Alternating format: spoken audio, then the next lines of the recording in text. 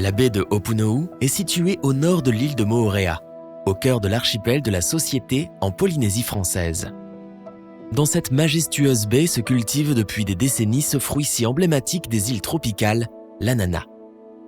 Son exploitation agricole est l'une des activités économiques principales de l'île de Moorea, avec le tourisme et la pêche. Les plantations d'ananas s'étendent sur des terrains en pente. Cette configuration, renforcée d'une forte pluviométrie sur le site, provoque des pressions sur les écosystèmes environnants, comme l'érosion terrigène très prononcée dans la baie de Opunou'ou. Parmi les problèmes qui ont été identifiés figure l'érosion terrigène qui effectivement donne une couleur rougeâtre au lagon en période de forte pluie et surtout peut provoquer l'étouffement des coraux. Donc c'est quelque chose qui est une préoccupation majeure dès lors qu'on veut faire de l'agriculture durable et du tourisme. Alors là, sur le domaine d'Opunou'ou, la culture de l'ananas a été identifiée comme une des causes de cette érosion terrigène.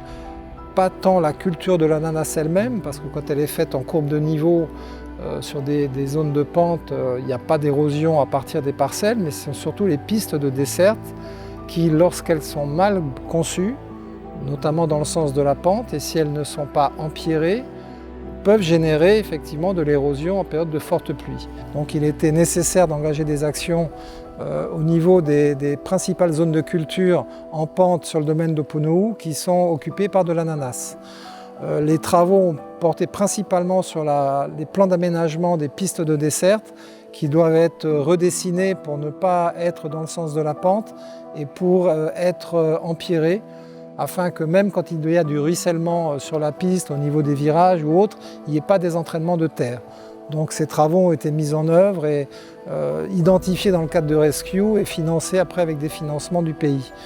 De la même manière, on a également décidé de planter des haies de vétiver en bordure de parcelles. C'est des cultures à fort enracinement qui tiennent bien le sol pour que lorsque les cultures sont en intercycle, qu'il peut y avoir un peu d'érosion à partir des parcelles elles-mêmes, la terre soit retenue au niveau de ces haies de vétiver, ce qui est donc en train d'être fait. Enfin, dernier élément du plan Rescue, on a souhaité privilégier aussi les cultures en agroforesterie et un premier projet a été mis en place avec du cacao. Et on a actuellement une parcelle de cacao qui est mise en place sur Opunou'ou sur une surface de 5 hectares. L'agroforesterie étant considérée comme un des systèmes de culture les moins impactants au niveau environnemental. L'érosion terrigène n'est pas l'unique impact environnemental lié à la culture d'ananas. Un autre problème majeur relève de l'utilisation de substances toxiques qui polluent l'eau et les sols, ce qui impacte la vallée et le lagon. Les études mises en place par les projets Rescue et Intègre ont mis en relief des solutions culturales durables pour les agriculteurs de Moorea. On a décidé de se lancer dans le projet d'agriculture biologique, moi et mon père, surtout aux problèmes de santé que nous avons su surmonter d'ici quelques années à cause de l'agriculture conventionnelle. Donc aujourd'hui, nous n'utilisons plus aucun produit chimique.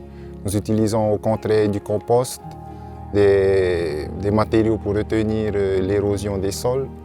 On essaye de faire ressembler notre agrosystème au plus à un écosystème, ce qui se passe sous la forêt, on va dire. On essaye de mettre des vers de terre dans nos sols, faire vivre nos sols. Et c'est ce qui contribue à éviter l'érosion des sols et de polluer les nappes phréatiques et nos mers.